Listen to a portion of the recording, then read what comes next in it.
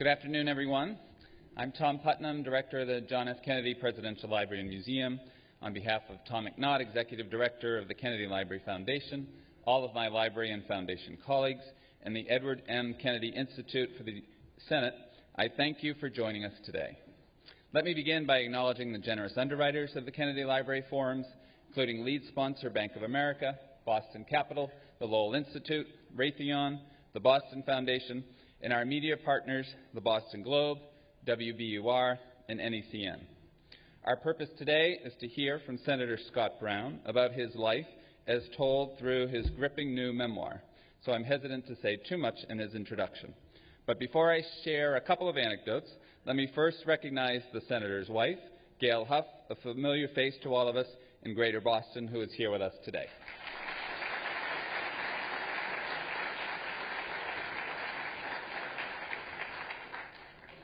I also want to remind everyone that we'll be taking written questions from the audience, so there'll be staff going through the room throughout the forum. Put your questions on an index card and we'll bring them up to our moderator.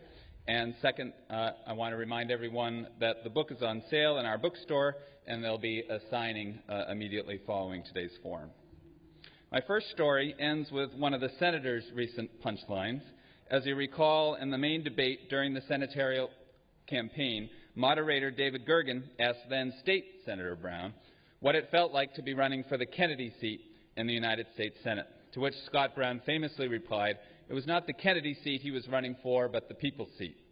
In his remarks during the most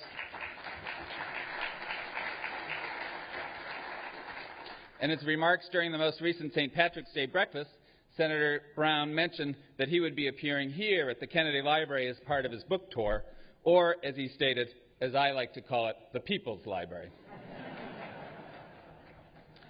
No matter what you call us, Senator, we're honored and happy to have you here.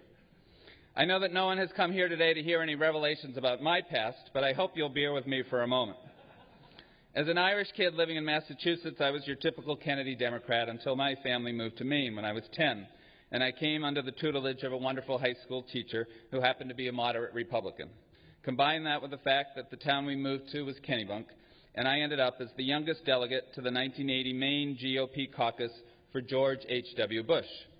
A couple of years ago, we had a conference here on the presidency and the nuclear age, and President Bush agreed to provide a video welcome.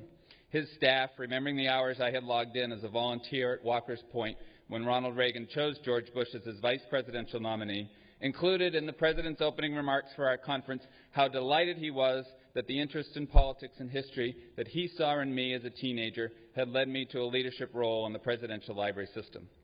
Now, while this job is not supposed to be a partisan one, I'm slightly political, so I had not emphasized this part of my background when I applied for the job here. So at the conference immediately following President Bush's remarks, I took the stage and introduced myself as Tom Putnam, the director of the John F. Kennedy Library, and then looking at Caroline, who was seated next to my boss, stated, at least I think I'm still director of the John F. Kennedy Library. During my first months at work here, I asked if former President Bush had ever spoken here. He had not, and he accepted Caroline's invitation, like other Republicans before and since, including President Gerald Ford, Sandra Day O'Connor, John McCain, Condoleezza Rice, and David Souter. And I'm proud that at this institution we're as gracious and interested in the observations of David Brooks as those of Mark Shields, and the wit of Barney Frank as the quips of Al Simpson, the policy prescriptions of Madeleine Albright as the recommendations of James Baker, and in the poetry of Ted Sorensen as the rhetoric of Peggy Noonan. And again, we are honored today to add to that distinguished list our state's newest United States Senator, Scott Brown.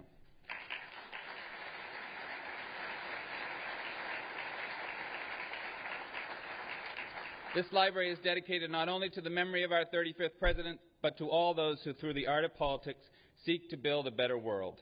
And while we may not always agree on policy positions, surely we can agree that Scott Brown's distinguished career in public service is fueled by the desire to build a better world, as informed by his conscience and life experience, which we are here today to learn more about.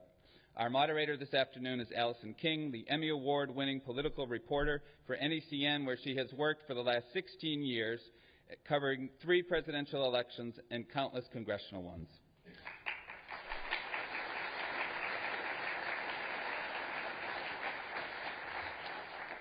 Following 9/11 and the Oklahoma City bombings, this library, like all federal institutions, was forced to take security precautions, including, for us, cordoning off the drop-off circle in front of our building. But of course, we're able to make exceptions, and I would always know when Senator Kennedy was here when I saw his blue Suburban parked out front. And now we want his successor to know that the People's Library will always reserve a special place for him and his truck.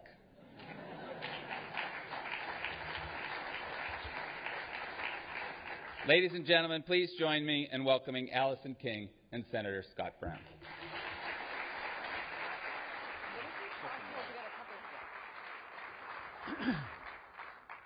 Thanks so much, Tom. I always enjoy covering these forums, so it's great to be able to sit here and ask all the questions. First of all, as a political reporter, I have to thank you, Senator Brown, for all that you've done in the past year and a half to really spice up the political scene here in Massachusetts and give me a lot of grist for the mill and all we political reporters. And I want to go on the record to say that while I was one of the naysayers when you were running for the U.S. Senate. Yeah, I remember. Weren't we all, though? I do want to point out that I was the only political reporter to choose to be at your headquarters on election night. Do you remember that? I do. Okay. So did you ever think you would be at the Kennedy Library as a United States Senator talking about your life story? You're right. I actually was upstairs, actually, in the president's room and looking over at the amazing view. And I said to myself, oh my gosh, I can't believe I'm here. To actually have the opportunity to come into this historic building and be part of something like this is beyond my wildest dreams.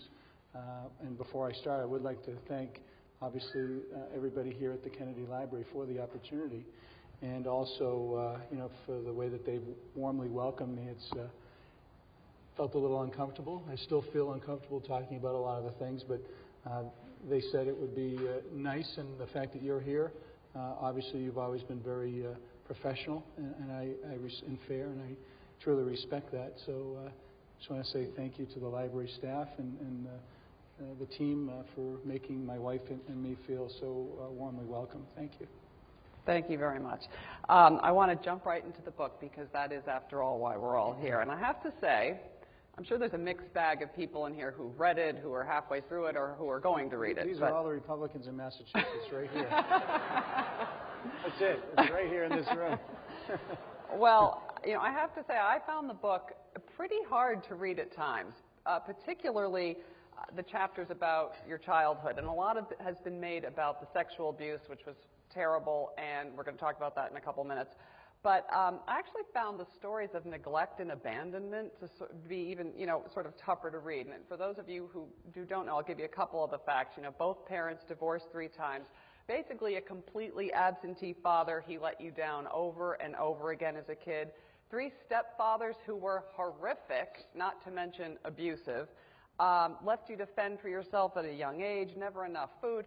How hard was it to write this book? Did you have to sort of dig down into the deep repressed recesses of your brain to pull all this out, or was it very much on the top of your mind? Well, I think when you're in that situation, my family is no different than many other families. My mom and dad were married 4 times, not 3.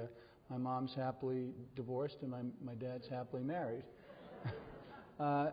However, a lot of the experiences that I had in my life, you try to put them away in a box, but they're always there. You just have to kind of open the box and they come flooding through. And was it difficult to talk about? Absolutely. But I can tell you, since writing it and having the opportunity to talk it through with the family, my dad actually, about 4 or 5 weeks ago, we were having breakfast, and he looked me right in the eye and he said, I just want to say I'm sorry. I didn't really know what was going on, because back then, we were a family in turmoil. We were struggling to kind of just get our act together.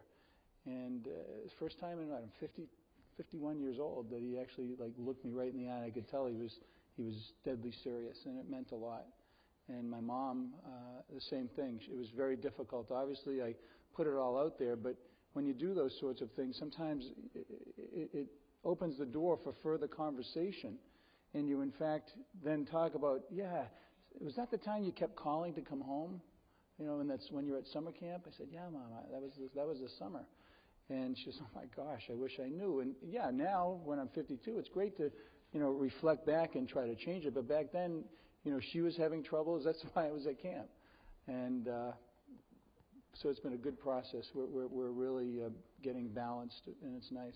I want to read a little passage that I just thought was really sad. Most nights, he writes, I would take my basketball to bed with me. I would lie in the dark, sometimes crying, sometimes thinking, but most of the time just talking to my basketball. And I would fall asleep with it in the crook of my arm. It was nothing more than a nylon carcass and a butyl rubber bladder pumped full of air, but it seemed to be nodding or occasionally whispering back to me.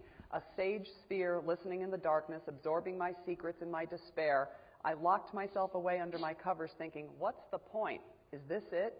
And pleading to the silence. There has got to be more. You were a young kid. Was there any joy in your life back then? I mean, do you look back and feel like I had a really unhappy childhood? No.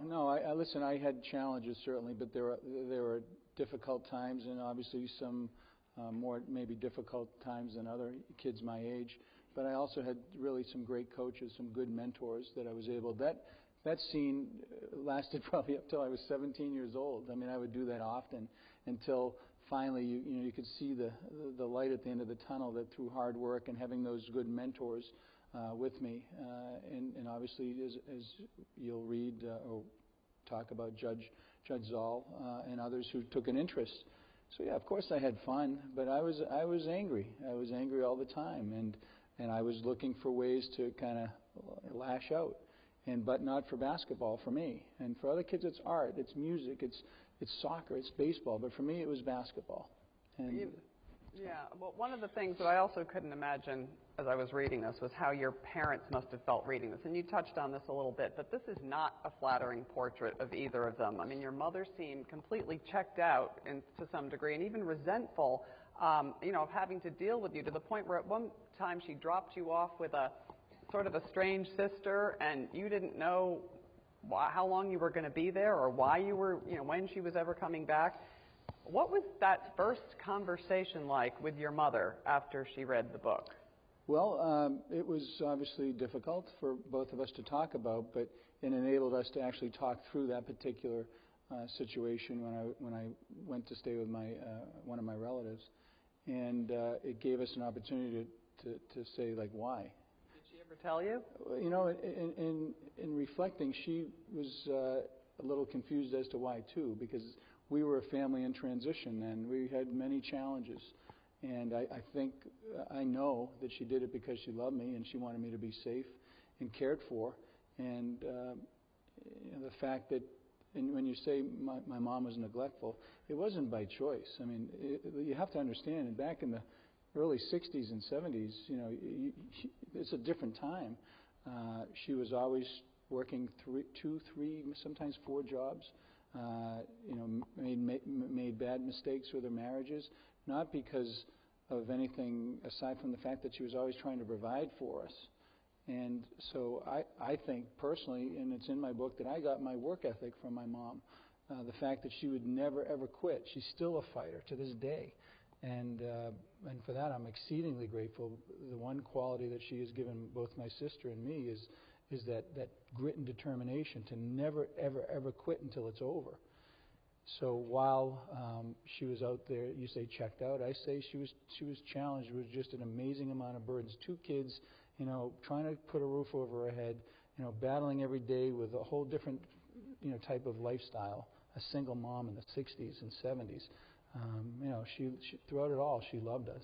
Did she ever say, gee, Scott, I wish you hadn't told X, Y, or Z story? She understands that I'm an independent guy and I'm going to kind of go to my own, beat anyway. If you read the whole book, though, you'll find that it's a hopeful book. It's not just, the first part's difficult to read, but it actually goes full circle and shows how we've all come together and grown as a family. And believe it or not, this election in particular, and a couple of elections prior to that, have brought our families together collectively. My wife's family and my family, my stepbrother and stepsisters. Everyone's kind of together, and they're like working, and they don't care here's Bruce. Oh, here's Judy. Oh, none of that was evident in this time. It was all like laser focused. So the good point of the entire experience, not only winning, but is actually brought my family together in kind of a strange way. Well, we talked about your mother and your father. There was, obviously some pretty significant issues there too. Constantly, sort of breaking promises to you. He remarried several times and had other kids. And then at one point, and I thought this was, again, sort of sad, he moves to Newburyport and has another family, another couple of kids.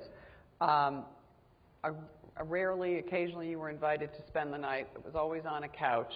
And while your siblings had these nice bedrooms and were going on vacations with them and whatnot.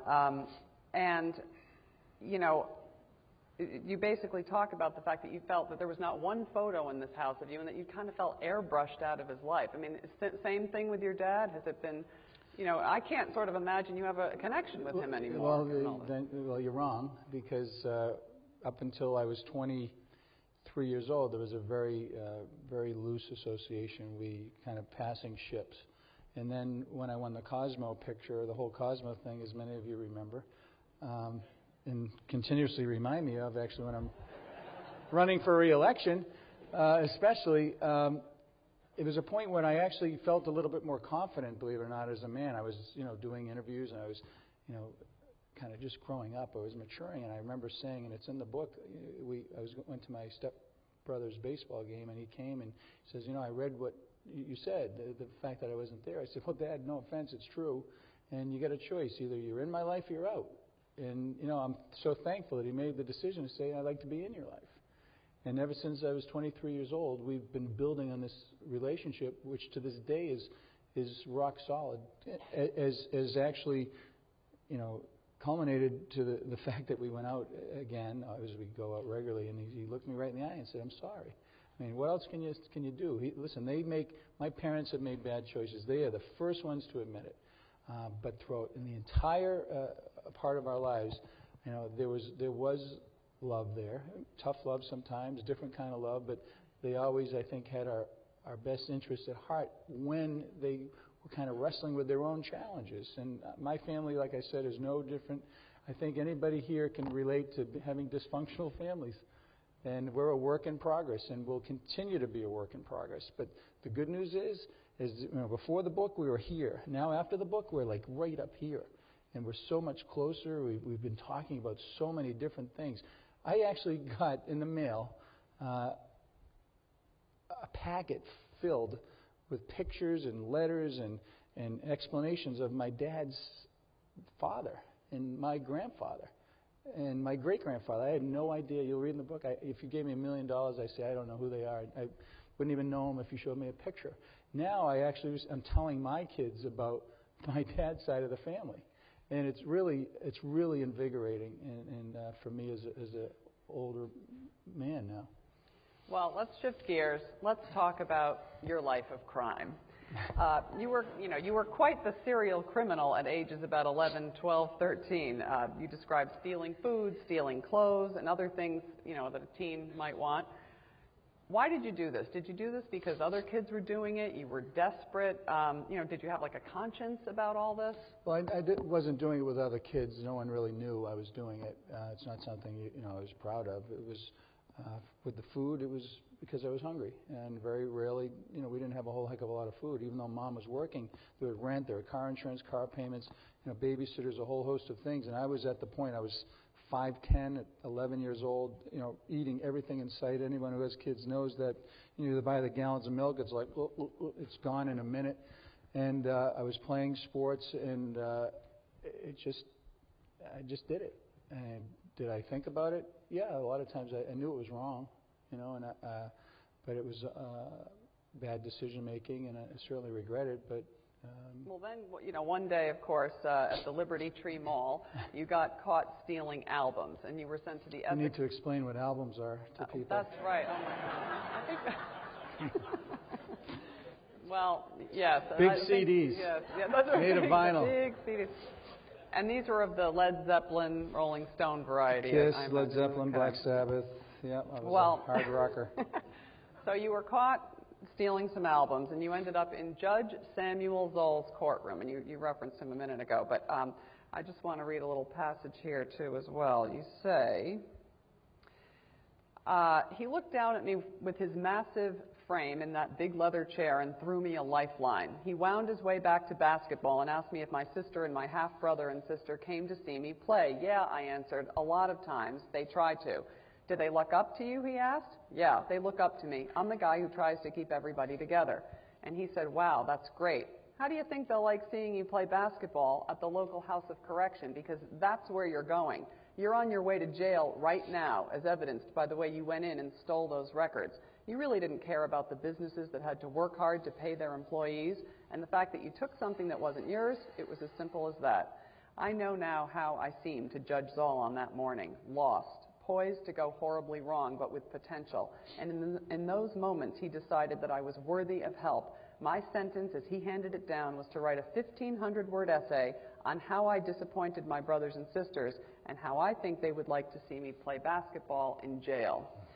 How pivotal a life moment was this? Well, I wouldn't be here. That's for sure. You think you could have gone to jail in another? Absolutely. Well, you were a minor. I was on the road. I mean, I was stealing records and just making bad decisions. You'll also see I was driving my mom's car at like 13. I was doing everything that you read about today. And if I got caught today, I would absolutely have gone to jail today. But it was a different time, and thank God, I often do thank God that he was there, and he gave me that choice, and I took advantage of it. Does this shape the way you feel about when you deal with legislation having to do with crime and young kids? Yeah, when it comes to issues of crime and punishment, I always come down on the side of the victims, and I also try to have very strong beliefs in law enforcement. And you'll also read in the book when I had an opportunity, by mistake, I was getting some stuff at Staples, and I had 2 huge carts filled with stuff, and marched out to the car, and I noticed I didn't pay for a stapler. And this is a year and a half ago, and the first thing that came to my mind is, Judge Zoll's watching you. And so I brought it right back, and he's actually battling cancer right now. Yeah, when was the first time after, you were a kid, okay, when was the next time you ever saw or talked to Judge Zoll? Oh, probably when I was elected a state representative. Judge Winslow was a judge, and Judge Zoll was the head judge. And Dan mentioned to the judge, hey, do you know Scott Brown? Remember Scott Brown? He was a kid in your court. And he says, yeah, I do. You had told the story. I told it to Dan only because of his position. His position and the fact that we went to Tufts and Boston College Law School together. And he mentioned it to Judge. So when I was a state senator, I called him once or twice, and I said, hey, you remember me, Judge? He says, yeah, I do, of course. I'm so very proud of you. And as we went on, and he knew that I was writing a book, and I've known that he's battling cancer. He's really like battling cancer. And I went over his house about a month ago, and we sat down for a good hour and a half, and I said, Judge, why me? Why me? And he looked me in the eye, and he said, you know what? You came in and you were lost. But I could tell when I asked you, Scott, are you a good student? And I said, well, Judge, I'm a very good student in some areas, and I need a lot of work in other areas. And he was like, wow, okay. So he's versus coming in looking, slovenly and acting a certain way and disrespectful. I looked him right in the eye. I told him, yes, I'm good in some areas. I need work in other areas. And that's the first time he said that anyone had ever done something like that. And then he was talking about sports. He says, I know you like music. Obviously he started because he had kids. He had 5 kids, and he said he knew all the rights. So we started talking about music. I said, wow, this guy's pretty cool. And then so he made me at ease, and we're just having a regular conversation. And then he starts talking about sports. He says, well, you like baseball, this. And I said, well, I really like basketball. He says, you're any good? And he had known of me a little bit because his kids play sports. And I said, yeah, I'm really good at basketball. He says, well, how many points do you average? I said, I don't know, 25 or 30. He says, wow, that's great. That's great. And then he said, how do you think you'd like to see your brothers and sisters like to see play basketball in jail? And it was like literally somebody hitting me over the head with a 2x4 without actually hitting me. And I wrote this essay, and he also reflected back. He said, you were the only kid that called and spoke to the probation officer and said, because he did that a few other times. Does it need to be double-spaced, pen or pencil? Yeah, seriously. Can it be on composition paper? Can it be in a notebook? I called like 3 or 4 times to make sure that I did it right. And then we sat down and talked about it, for a good hour. This would never happen today. You can't go in. Imagine a young boy going in a judge's chambers alone today. Never happened. So it's just really fate. The fact that I was in the right place at the right time. Had I been in maybe Middlesex or Suffolk, where they kind of have a lot more activity, versus Essex, I wouldn't be here. I know it. All right. So you knew when you wrote this book that the sexual abuse would be the headline. Did you not? I wasn't sure what the headline would be. When 60 Minutes came in, they talked about a whole range of things. They talked about the stealing. They talked about my family.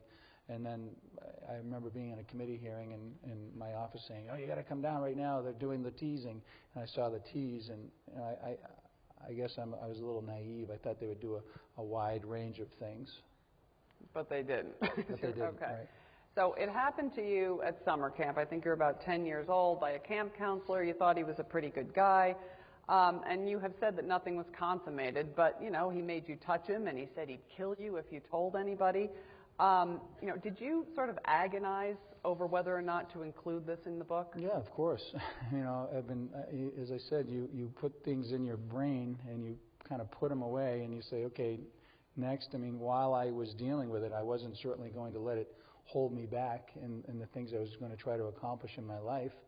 I spoke at length about it with the woman that was helping me write the book. Now, did you think of consulting Gail when you did? No. Do you think she'd put the kibosh right on it? Yeah. I told her, actually, I gave her many opportunities to read it. Honey, you want to read it? Yes. You sure? No. Yes. No. Yes. No. Yes. No. Yes. Finally, it was about the last run of the galleys. I said, honey, this is your chance. You have a chance right now to read it. Do you want to do it? And she said yes. And I gave it to her, and then she's like, the first thing she did is she was crying when she read it in various sections. Then she gave me a big hug. And then we talked it through, and she said, you sure you want to do this? And I said, well, it's tough to talk about. I tell you what, but I finally have an opening, because whenever you have people come to you as a legislator and say, you know what, whether it's this person or that person, if I all of a sudden say, oh yeah, that happened to me too, then it's not about them, it's about me. And there was never an opportunity to actually go and say, yeah, me too. So with a lot of the legislative things I worked on during my time at the State House, I would focus on victims' issues and try to make things a little bit more palatable. But yeah, of course I wrestle with it. I still wrestle with it. Yeah, I was going to say, are you still sort of traumatized by it? I wouldn't say traumatized, because you put things away and they're there and you open it up. I'm thinking a lot more about it than I ever have in my life. And for many people, they can do it right away. And gosh, I wish back then I would have had an opportunity. I was 10 years old. I was at a camp for a reason, because there's no place else to go. I was a hellion. I was lost. My family was lost. So I was there for a reason. And when I called my mom, say, Mom, I want to come home, and she mentioned this to me when she heard some of the interviews. She said, was that the summer that you were having those problems with that guy? I said, yeah, Mom, that was the summer. She said, oh my God. She was very emotional. She says, I'm so sorry. I said, Mom, I understand. You were having troubles too. It was just a different time in our lives. And I had one of the more powerful stories. And when I'm signing the books, I will say it's been really amazingly uplifting for me as a man. I have people that have come up to me, and for the first time in their lives, they actually either write a letter or they tell me personally, it happened to me, it happened to my friend, my mother, my brother, my sister. I had somebody who called, whose dad called him up and says, what do you think about Scott Brown? I can't believe he took 42 years to talk about something like that. That's amazing, son. Do you believe him? That's crazy. And fortunately, the son said, yeah, I do, Dad. It takes time. Different people do it in different ways. He said, well, good. Let me tell you what happened to me 45 years ago. And he told his son for the first time. So stories like that, I hear them every day. I have a bunch of letters I was reading this morning. And my thought was, and still is, if I can help one person do what I didn't do, which was tell somebody. Because I fought back, but I didn't tell anybody because I didn't know who to tell. I didn't trust anybody. I wasn't going to tell my mom or dad because they were dealing with their own things. My grandparents were just too old, and you really didn't have the ability, I think, to deal with it. And everyone there in the camp was, I mean, that was the perfect victim. You know, anyone who's been through it, you understand it's all about control.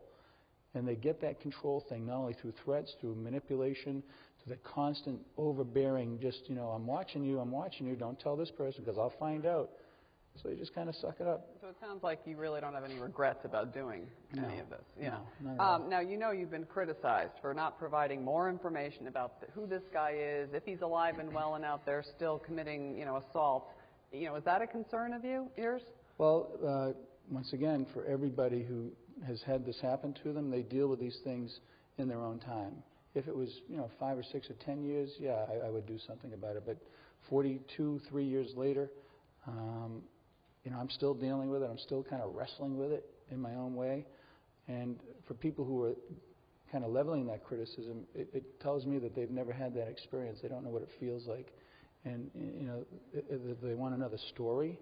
I mean, there's enough stories written about me already, to be honest with you. Is it another story they want? Well, I'm going to continue to deal with it in my own way with my wife and kids and my family, and with the hope that if I can continue to help other people, you know, battle and respond and deal with it, then I'm good. I don't care about the criticism. Well, it wasn't just the sexual abuse. There was the physical abuse as well growing up. So we have to talk about the stepfathers in your life. There is a happy ending, by the way, folks, okay? Just want to say, yeah, but okay? you guys know all that. We're only talking about you 8 pages in the book. You make it seem like it's like 9,000 pages. No. It was a lot of this. The whole beginning, I was like, I read it on an airplane, and I was like, you know, I felt like I was stuck to the chair. I couldn't move after. So, Dan, Al, and Larry. Let's start with Dan, your mother's second husband. He was a truck driver. He had no interest in you. He drank too much.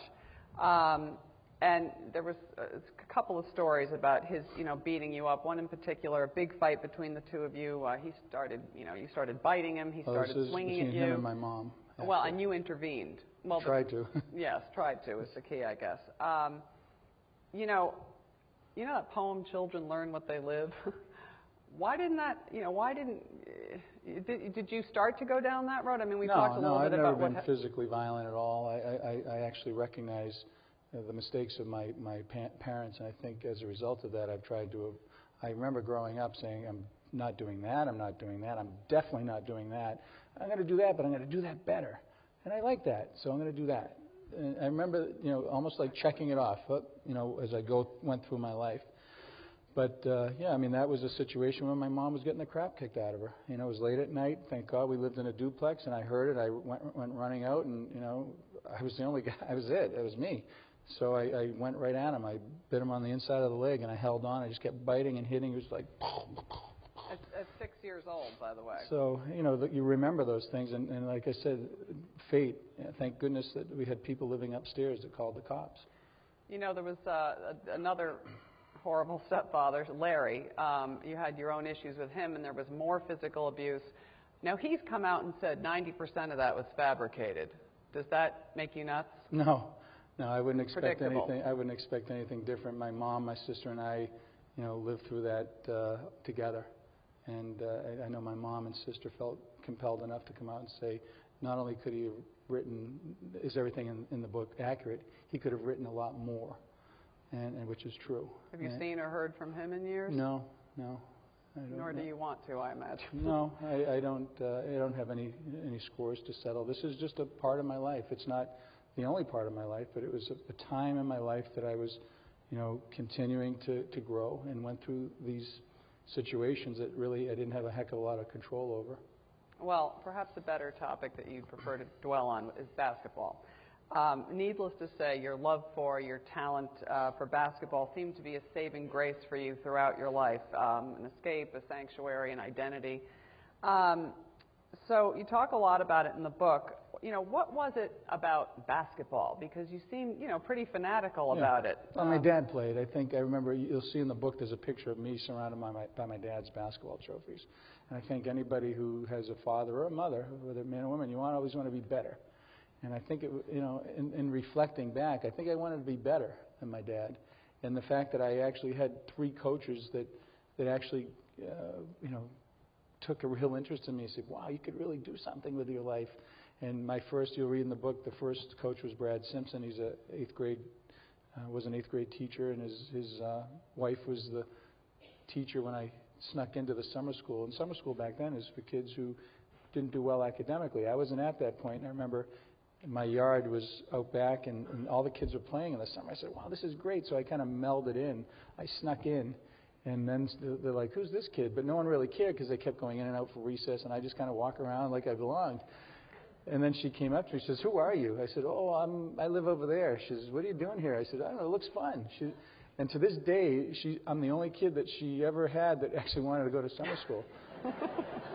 But once again, fate, her husband was the basketball coach for the 8th grade team, and he came and saw me, and by then I was 11, 12 years old, and I was almost 6 feet tall. And he's like, whoa, I want him. And he gave me my first basketball that I kept dribbling, the one I took to bed. And so I had good mentors that helped develop the desire to play. As a matter of fact, I just played the other night with Arnie Duncan, Secretary of Education, and Reggie Love, the president's right-hand man, and couldn't walk the next day. So when are you going to get that basketball game with the president? I was speaking to Reggie and Arnie about it directly. I don't think the president's going to play me because I was the high scorer the other night, and Reggie was there. He says, whoa, okay, how about you and Arnie against the president and me? I said, that's great. Well, we're waiting for that to happen. So you go to Tufts University, full scholarship. No, they didn't have scholarships at Division. I had full financial aid and some academic scholarships. All right. And I thought it was sort of interesting, you were active in a lot of things in college besides basketball. Student government. Who knew Scott Brown sang in the jazz choir? No, do you still sing? No comment. So, and you joined the National Guard, which was, where did that come from? Is that something that you did because you needed the money, or, Well, back at Tufts, I was in the Tufts Jazz and Show Choir. I was in I was Hero and Funny Thing Happened on the way to the Forum. I was in a fraternity. I was active in student government. I was an athlete. I wanted to be a well-rounded person. It was the first time in my life where I actually had an amazing opportunity to kind of be better than I was. And the reason I went to Tufts, as you read the book, is because I needed to be within striking distance to help my mom and sister. I mean, I could have gone to a whole host of other schools, but Tufts I could run home if I wanted to. I would usually borrow bikes or cars or motorcycles to get home in a moment's notice. But the Guard came in blizzard of '78. I saw what the Guard did, and I knew a lot of the people. One of the commanders was a football player. My mom and he went to high school together. I remember going to the Wakefield Melrose football game and seeing him there in his uniform. I said, you know what?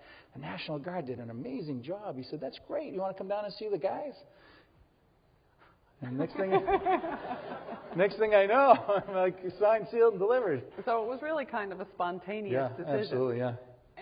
And your coaches weren't too thrilled about that. Yeah, my coach was like, what, are you kidding me? Because usually, as you know, if you have kids in AAU and all that, you play summer basketball. And that's all I did. I played 3 or 4 times a day. But I actually I went to Fort Dix, and I remember actually keeping my stuff hidden underneath the bag where my dirty clothes were. So when other people would go drinking and kind of hanging, I would actually go and I'd sneak on the other side of the post and go play hoop with the regular Army guys. I also, speaking of basketball, and I actually thought when you got out of Tufts and you played your last game, you must have been sort of depressed. Yeah. Because you haven't really addressed that, but your basketball career was kind of over then. Well, we had, I went to Boston College. They have the college leagues and the summer leagues. But I knew I wasn't going to be a pro.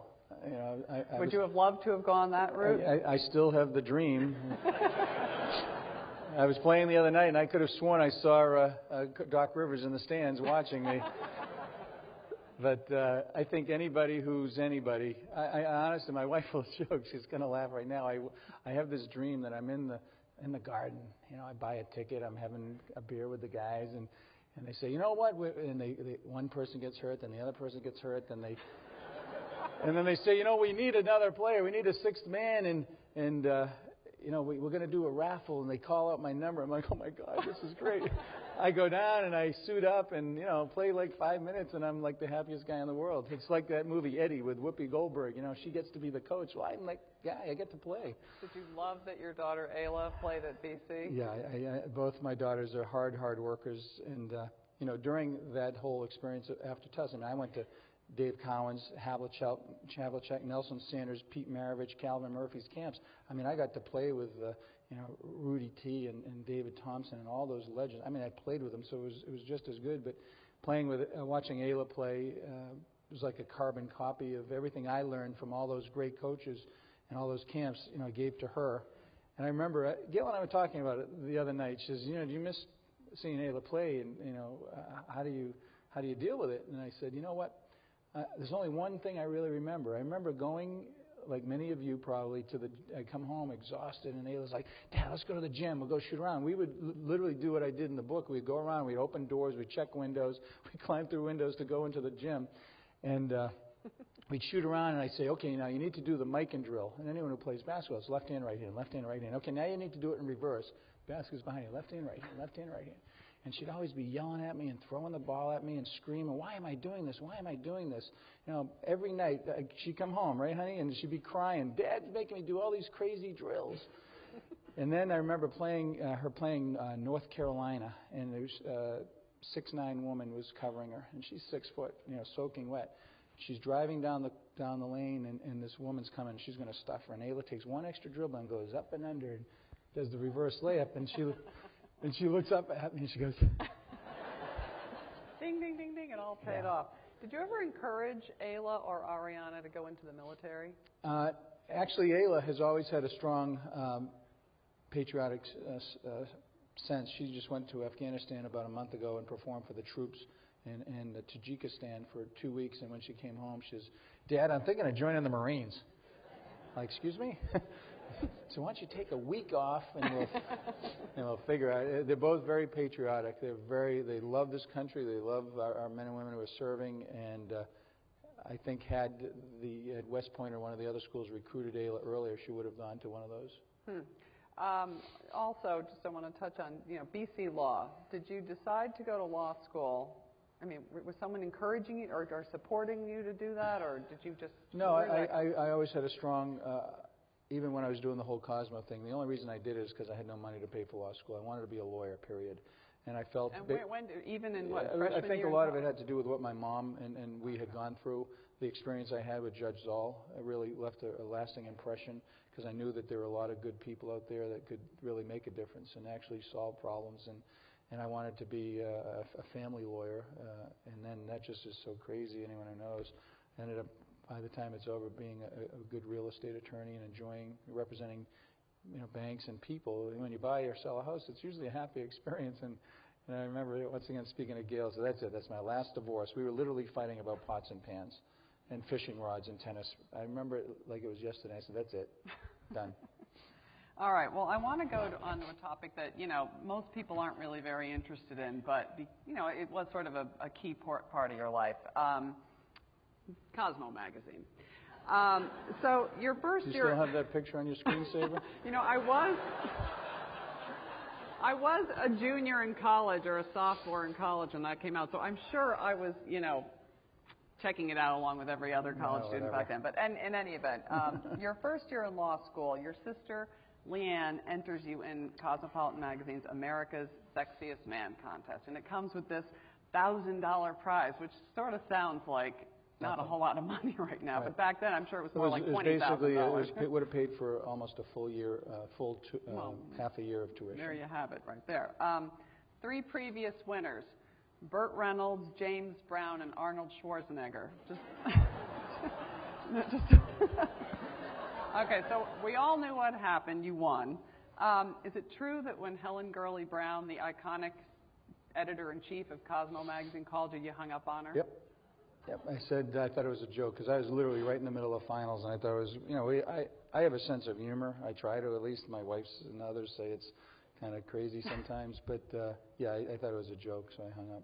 And obviously you got back Yeah, they called back, and I said, good, send me a ticket in advance. I'll be there in a couple of days. And I got the ticket the next day.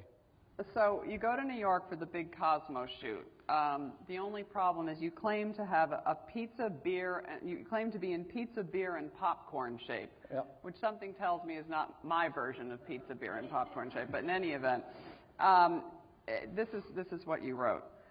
Previously, the most formal of all the pictures I'd ever posed for involving me balancing a basketball on an index finger while I wore my basketball uniform. Here, I was completely nude, although my privates were hidden, in a room full of strangers, men and women. I was totally unprepared. I was embarrassed and very, very uncomfortable, discreetly trying to cover myself and feeling completely freaked out. It showed. The photos were not what they had wanted. On top of that, I looked pale and I wasn't physically toned. I probably needed to lose 10 pounds. The Cosmo staff saw the photos and told me to come back in 2 weeks. They wanted me to be, as they put it, more cut. They'd be doing a reshoot at a house in the Hamptons. So you basically go on a starvation diet for the next 2 weeks and had a photo shoot do-over, followed by the red carpet tour.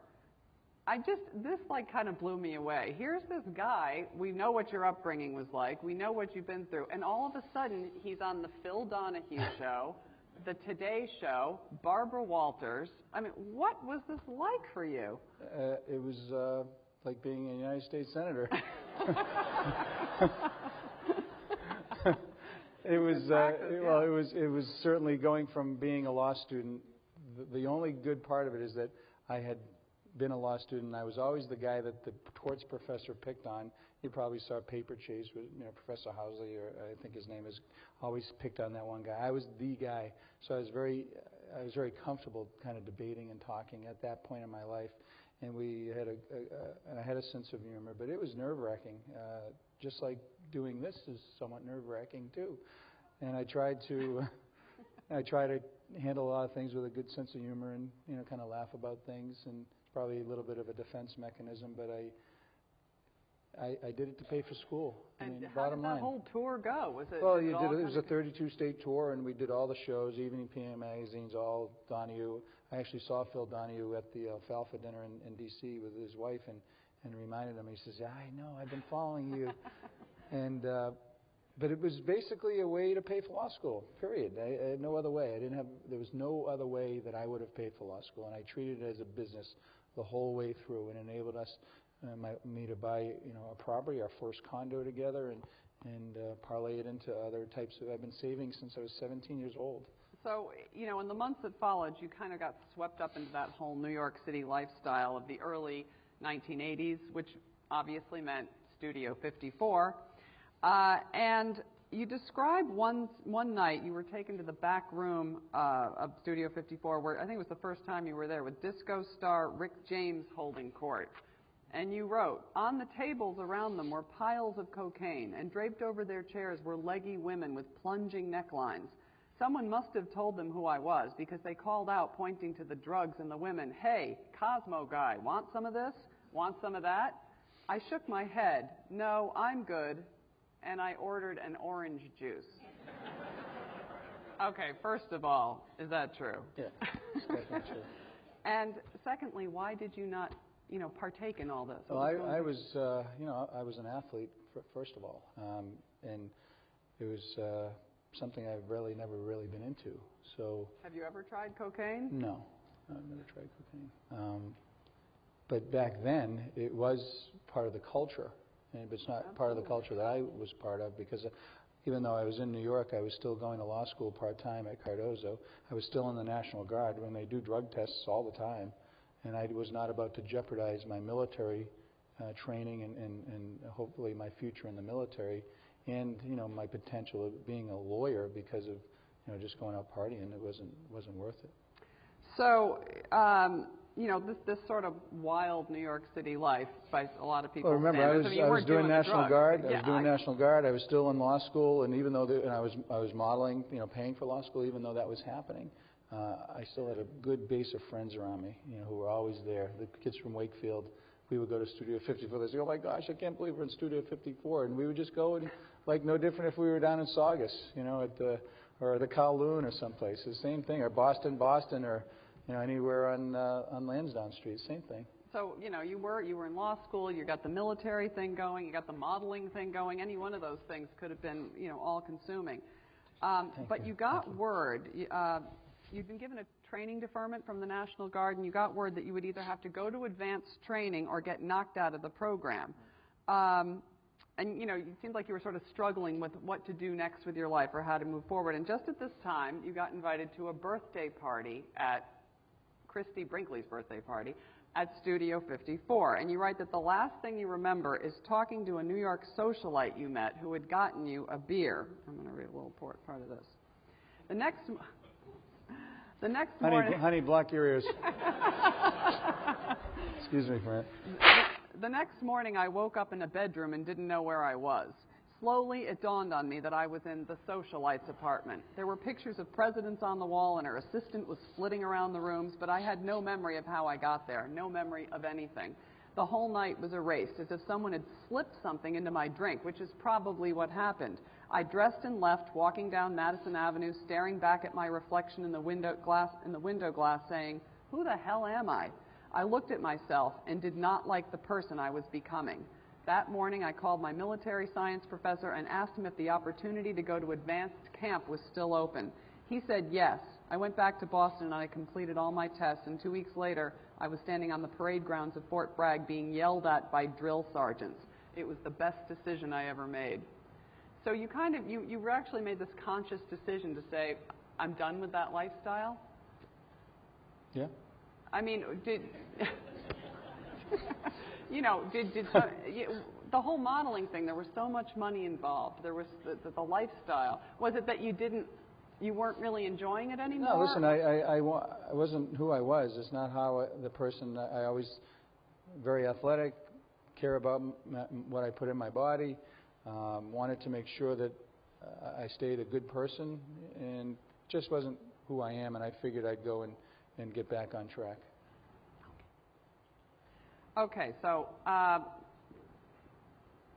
finally, on page 191, you meet your wife, Gail, which was fun for me to read because I've known Gail and she's been a fellow reporter in Boston. And every book has to have its awe moment, so here it is. Hold on a minute. Okay, you want the tissues, there. honey? That's why you brought him. He knew this was coming. Okay, not only was she gorgeous, she still is. She was and is funny and smart. She has a husky, deep laugh that is, to me, one of the most joyful sounds in the world. Sorry, Gail, I had to do this. Her mind is constantly working in different directions. She is fascinated by the people she meets, and she is uniquely giving and warm. As a 25-year-old guy, I was captivated by her face and her body, but a quarter of a century later, what I find most beautiful is her heart. She is the person I look for first whenever I enter a room. I did it then, and I do it now. Gail is the half that makes me whole. Everybody?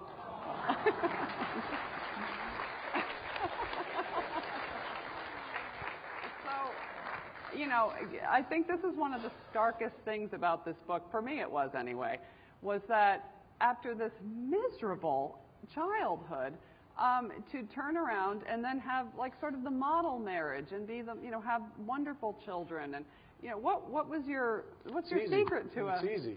When you went through what I went through, you check off. I'm doing that. I'm doing that. I'm not doing that. I'm not doing that. And our marriage is no different than anyone else's marriage. Young people that I see, Gail and I were talking the other day about why am I taking an interest with some of the younger people in the office. I said because I feel like they're here, their first job. Their parents have told me personally, hey, keep an eye on my son or daughter. And some of them are actually getting to the point where they're getting married or getting serious about marriage. And I remember I say to them, listen, a couple of things. Have a sense of humor, and don't sweat the small stuff, and be patient. And usually that combination of things tends to work out. And we're no different than many other people. We have our challenges. We always try to improve our relationship. And let me tell you, there's been a lot of stress the last year for some reason. Our whole life is totally different now, and we communicating and talking and talking and talking and talking and talking and talking, honey. It makes it all kind of work out somehow. Well, I love that you're such a softie about your family, because he gets choked up whenever you ask him about his kids and his wife. But anyway, there's some great questions. I wasn't going to cry today, so far so good. Well, I'm just following in Barbara Walters' footsteps here. So I'm going to go to some of the questions, because I know I love we're running out of questions. time. And sometimes, usually the best questions come from you all. And this is sort of getting into your Senate career, which I was hoping we would be able to shift into. Fire away. What has been most surprising to you about serving as our U.S. Senator, or the most challenging, most surprising, most challenging? Well, I would say without a doubt the fact that we're doing, I'll give you an example. I've had the honor of serving, first of all, so thank you. It's been something I never would have thought of in my wildest dreams. That being said, I've had the opportunity to go to Afghanistan, Pakistan, Israel, Dubai, and Jordan. And as I travel around the world and meet with the kings and queens and prime ministers and business leaders all the way down to the poorest farmer, all they talk about is jobs. And since being back, we've talked about it more this session, but last session we only spent 12 or 13 days talking about anything to do with jobs. And here we are, we're in the toughest economic recession that in my lifetime, and yet we're not doing the one thing that can help us, get out of this mess, and that's focus on jobs. That's been the most difficult thing to kind of get my hands around, and surprising thing. But this person is reminding me that, yes, there are a few Democrats here. No, I'm shocked. And this is a great question, because I was wondering this too. What motivated you to become involved with the Republican Party as opposed to the Democratic Party? And I've been asked that before, and I think a lot of it comes from the fact that my mom was on welfare. We're always struggling with our dollars, and I've always felt that the Republicans tend to use the dollars better, more wiser. I know what the value of a dollar is, and it's just something I've always felt, I think, growing up. I had a lot of respect for President Reagan and some of the fiscal conservatives, because make no doubt about it, I'm a fiscal conservative, and when it deals with our national security, I don't think there's anyone, maybe aside from Senator McCain, who believes that we need to keep our country safe and our families safe. But on all the social issues, I keep an open mind, because there's good people on both sides of those issues. But I just feel that I think a lot of it has to do with my upbringing, and that I want to make sure that people's dollars that they give to the government are well spent.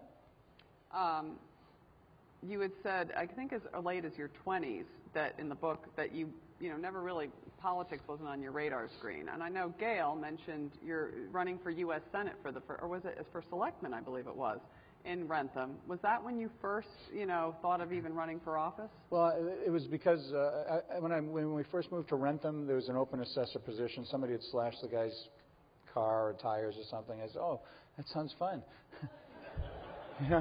I'm a real estate attorney, and they're talking about real estate issues. I can go in, I'll be fair, and we'll just do my job, and everything will be good. Give us a good time to understand the town and learn about everybody. And then I did that for a couple of years and took a couple of years off. But it was really about a school override issue that I got involved in way back when Ayla was in one of those, or Ariana was in one of those little carry things. But that was really the first time I had any interest because of issues affecting my community where I lived. Another good question. Do you feel that the emergence of the Tea Party and the far-right direction of the Republican Party is dangerous for the GOP? Well, I'm not sure if the Republican Party is going far right, because I know there's a lot of good people within our own party. You have a new breed of Republican. You have Senator Kirk, Toomey, Portman, Senator Ayotte up in New Hampshire. They all have different geographical areas, and I think there's a role for not only the Tea Party, but all sorts of groups to basically be part of the process. Because politics and parties and what we do should involve everybody. It's not just one particular interest group, because I represent everybody in Massachusetts, not just the Tea Party, not just the Republicans, not just the conservatives. I represent the Democrats, I represent the independents, everybody from all interest groups. And while there's a role, certainly for not only the Tea Party, but people who are supporting the Tea Party, I represent everybody. The other question is here, do you think the ultra-conservative wing of the GOP will find a candidate? Do you get the feeling that they're looking for a candidate to challenge you, in the Republican? You mean in Massachusetts? Yes. There's an ultra-conservative wing in Massachusetts?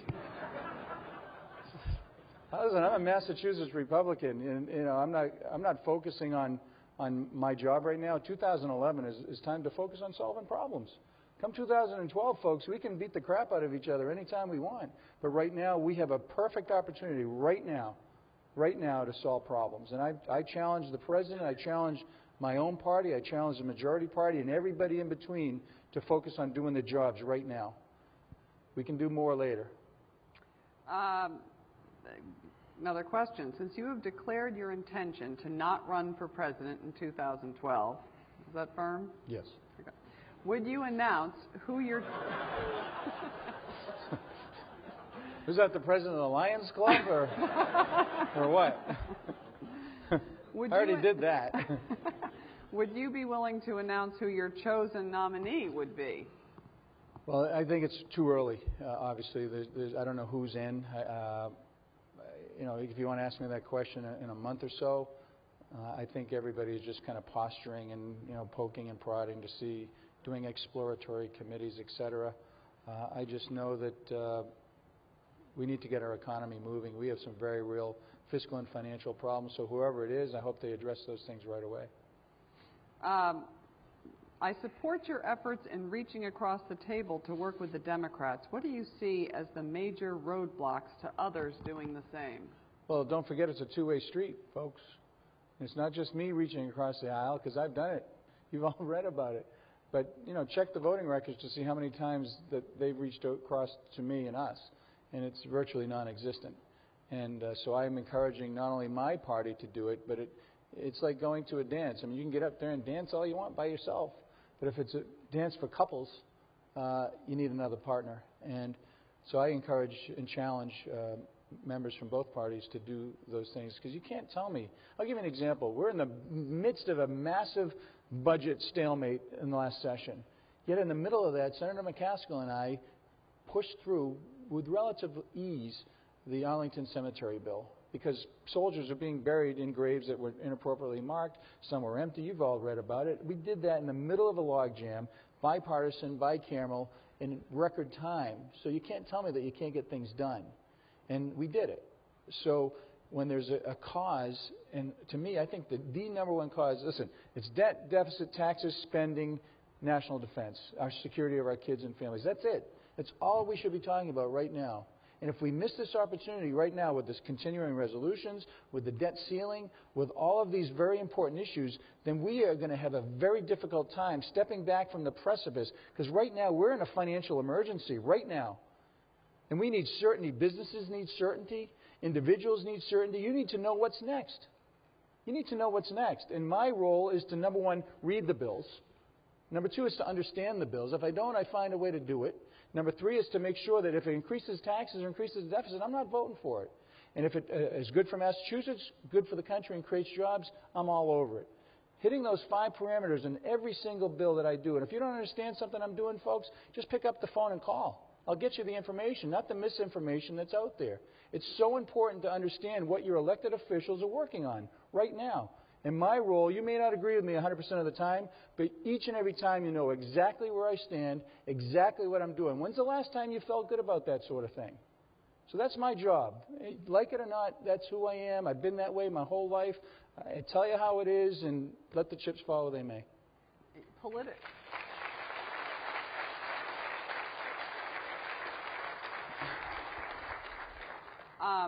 Politically, has President Obama been a disaster? Oh, yeah. I'm going to answer that question, right? Are you kidding me? No, listen, the president has, first of all, the president's a good man. He's got a good heart. He's got 2 girls like I do, and I've encouraged him never, ever to say that they're available on national TV. I did that, That being said, I'm not going to go and criticize the president when I'm trying to find common ground to solve problems right now. Well, how is that beneficial to anybody in Massachusetts or in this country right now? There's plenty of time, as I said, in 2012 to kind of beat each other up. But right now, when I can work with them, I'm going to do it. When I'm going to work with the Democrats, I'm going to do it. And people say in Washington, I can't believe you worked with the Democrats. I look at them and I said, we have 5 Republican senators in the Massachusetts Senate, 4 now. And I've always worked with Democrats. So to me, it's like, I get out of bed, I put on my pants, I put on my tie, I go to work in Beacon Hill, and I work with the Democrats. But in other parts of the country, they have no clue because they don't have that relationship with Democrats, and if it's a Republican state, on the other side of the aisle, with the Democrats. So I'm liberal, conservative. I see a good idea, Democrat, Republican, and hits those 5 parameters, read the bill, understand it, and all those other things, I'm going to vote for it, period. Do you think you make lawmakers like Senate Minority Leader Mitch McConnell? Do you think you make him crazy? No, absolutely not. He's from day one. First of all, let's put something, the kind of mystery aside. When you're talking, I don't know about the House, but in the Senate, everybody works together. We recognize that we have fiscal and financial problems, but we know what the number is. But do we do it this way, or do we go kind of like this and solve? So we're right here. We recognize we have these problems. And Mitch, from day one, has said, listen, Scott, I don't care how you vote. You got here and none of us helped you. You're your own man. You do exactly. Listen, the only guy that, when I went down, and it's in the book, the only person that met with me was Senator McCain, and he only met with me because I was in the military. And after I left, he said, you have no chance, but, here's a check. It kind of reminded me of my wife. You have no chance, but, hey, you know what? I'm going to give you a check, and I'm going to endorse you. So I don't owe them anything, and he said, just let me know. So I don't want to get blindsided by the press. That's it. That's all he's ever said. Just let me know. Speaking of your, getting elected or not, it sounds like, you mentioned Gail even said she didn't think you were going to win this. Your consultants didn't really think you were going to win this. I remind them every day. Every time they try to renegotiate the contract. I mean, was it? Did you, in your heart of hearts, you really thought you were going to pull this off? I was at the Urban Improv last night speaking to Pat Lyons, who a lot of you know was very involved, obviously, in the social scene in Boston. And he said, you know what, I can't believe it. You're here. He said, I remember you talking to me right before you ran. You looked me right in the eye and said, Pat, I'm going to win.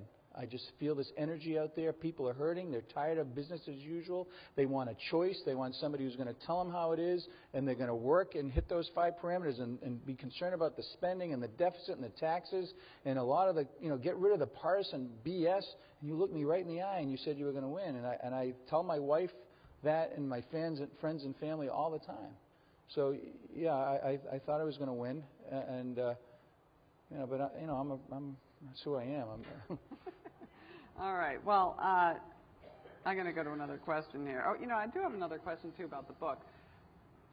I imagine there were many stories that you considered telling and decided not to. Yes, in the second book. Give us a little glimmer of a story. You don't go into all the details. What was something you chose to leave out?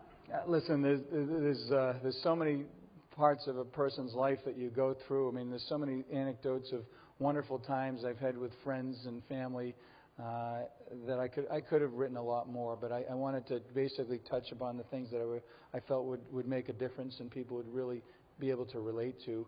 I like to keep some things personal. I mean, who wrote this book? These are all my words. The way I had to do it every morning from 6 to 8 in the morning, and on weekends on my private time I would get together. Thank you. So that's what you do here, huh? I'm sorry. Just imagine if you were a Democrat, what I'd be doing to you. And I had a collaborator, Lyric Winnick, who also did Laura Bush's book, and we would sit down and she would tape and write and we'd talk, and so every single word in here is mine, and she just helped put it in a good flow, because I am not, I love to write, but I didn't have the time or the. I was going to say, you have so much spare time to sit down and write a book these days. But I'm so glad I worked with her. She was really wonderful to work with and very thoughtful in how she came across, and reading it, even Gail and the kids, when they read it, say, wow, Dad, it's just like you. I said, it is me. It's me. I mean, those are my words. So. Well, so many people have ghostwriters these days. Anyway, so another question from the audience. What will you do to encourage job growth in small business? Specifically, which is more important, eliminating unnecessary bureaucratic regulations or allowing tax breaks for the wealthy to continue? Well, I don't think you can look at either or, really. I think everything's on the table right now. Everything. And to create, tax stability for businesses for the next 2 years in the middle of a 2-year recession, I supported the president's plan. That was his plan. I supported it. And so did Senator Kerry. So we looked at those tax breaks and other incentives, unemployment benefits for folks. It was a total package. You can't just take a bill and say, oh, we're going to do this, and then we're not going to... No, that wasn't the bill. The bill was this. We're doing a small business bill right now, and it's going to be a good bill. But I know for sure that we can't help small businesses and any other business if we're going to raise taxes in the middle of a 2-year recession, if we're going to overregulate. A bunch of things we can do. You saw the report that said we have billions of dollars in duplication, in just overlap. Executive order number 1, fix it. Number 2, we have a fighter, the new Joint Strike Fighter, $104 billion over budget. Billion. And you were talking about cutting $61 billion from the budget. So how about actually fixing the things that are broken right now? Streamline, consolidate, top to bottom of every plan and program we have in the federal government. Trust me, folks, there's plenty of money there. $76 billion alone in just Medicare, Medicaid, not even abuse, just waste and duplication and doing it incorrectly. All that money that we're fighting about, there's so much on the other end hanging out there, the low-hanging fruit, that we should fix like today. So if you look at small businesses, you need to give them an environment to compete, because it's no longer Boston competing with New York. It's Massachusetts competing with the world, period. So we need to obviously make it a better business climate. Like many of your Republican colleagues, I'm wondering if you feel, when it comes to intervention in Libya, do you feel like President Obama went too far not consulting with Congress, going in on his own? Well, listen, the president's the president. He has the ability to make decisions as the commander-in-chief. He's the guy that has the monumental and very serious task of putting our men and women in harm's way. And I can't even imagine what that feels like. And I know that he wrestled with it. And I agree with what he did in that. There comes a point in my life when I recognize that there's a dictator out there who's going to actually wipe out villages of innocent women, children, families, just because he can. And at that point, you draw the line. My concern, and I've spoken about this in the top secret briefings and other meetings with Secretary Clinton and Gates and Petraeus and everybody else, is what's the mission now? Where are we going? How long are we going to be there? What's the cost going to be? Are we going to get reimbursed? Very, very basic questions to understand what the final end game is.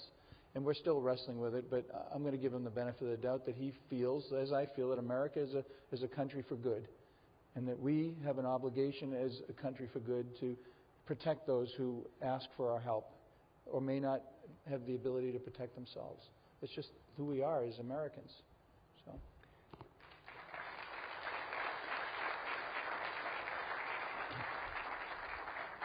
Last spring, I was able to come down and hang out with you for a couple of days. That was fun. And it was interesting. And it was really kind of crazy, because you'd only been around for a couple of months, and everywhere you went, someone wanted his autograph, someone wanted his picture. Everyone wanted to know what he had to say on every topic. Things have changed down in Washington since then a little bit.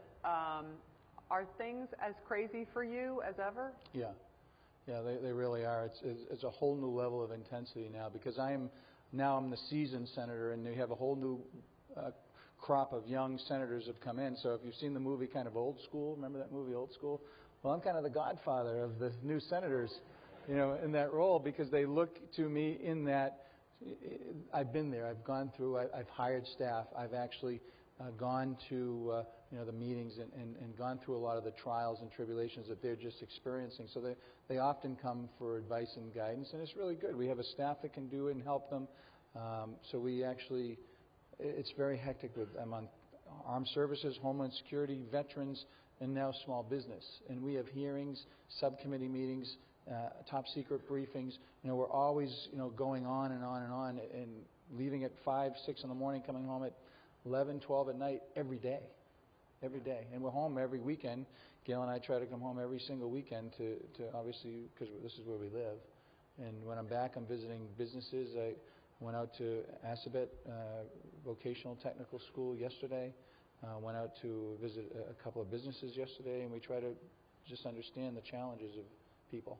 Are you loving this life, or is it? Are you enduring this life? Well, it's been challenging on our family, just being together because we like to spend time together.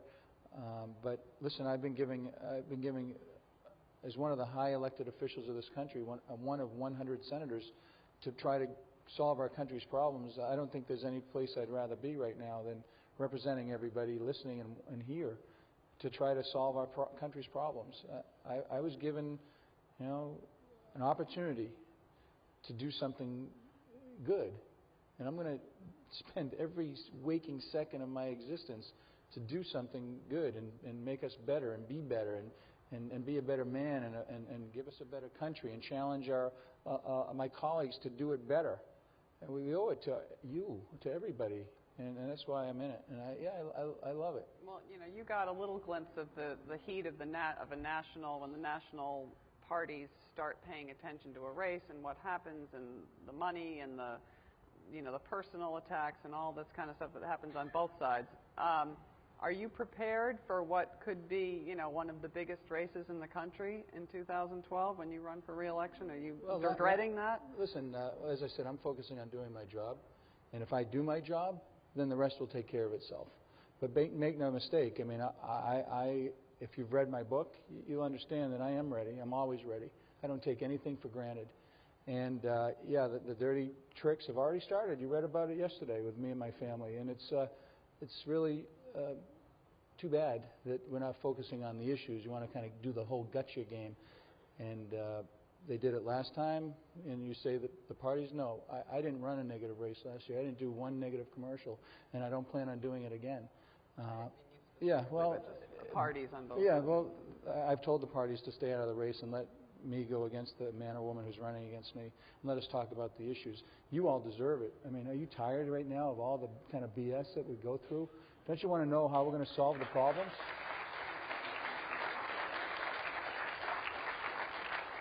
All right. Well, I want to wrap this up, and I want to end it on a question that came in that I think is a good question. How did your past, it takes us back to the book, affect your take on love and marriage?